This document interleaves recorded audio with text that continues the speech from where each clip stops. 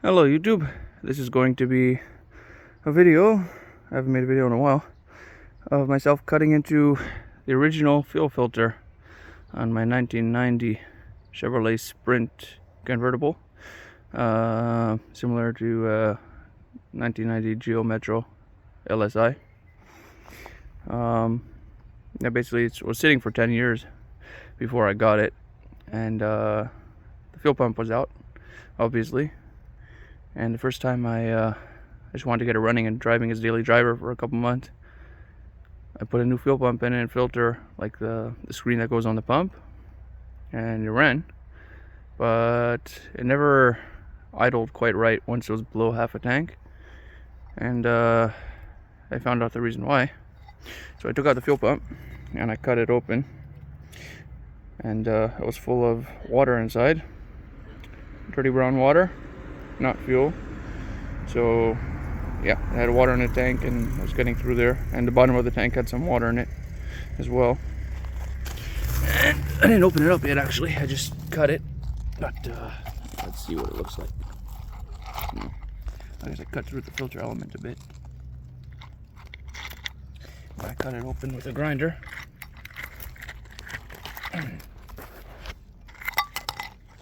It's coming apart.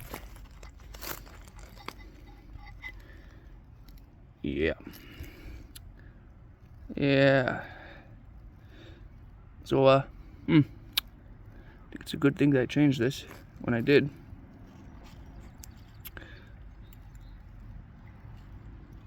Wow. I was definitely causing some restrictions and making the pump probably work harder.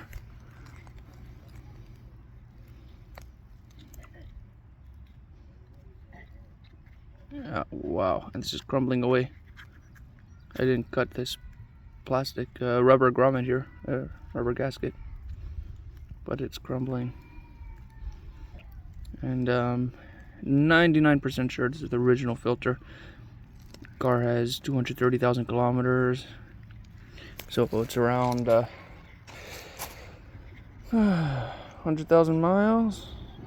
No, 120,000 miles.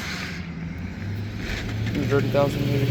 So yeah, this definitely doesn't look like it was ever changed.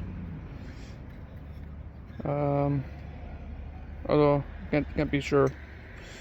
But yeah, I was sitting for 10 years. I was growing moss in it.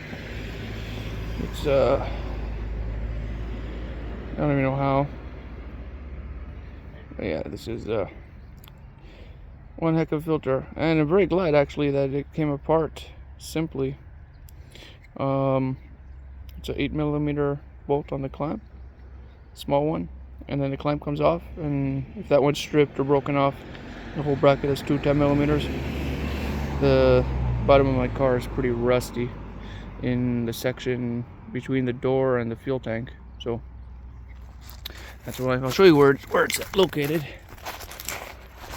So where the fuel tank was, the car is pretty protected actually, but yeah, fuel filter is located right over there where all those fuel hoses are. And tank's pretty simple to drop on this. It's 5 bolts holding it in, and you take off the fuel lines, like 3 fuel lines there, take out the 5 bolts, and then you have to go under the carpet, under the convertible top, or I guess in a Geo Metro probably under a seat, and there's a grommet that comes through right there, and it's got your wires for your fuel pump and your fuel sending unit.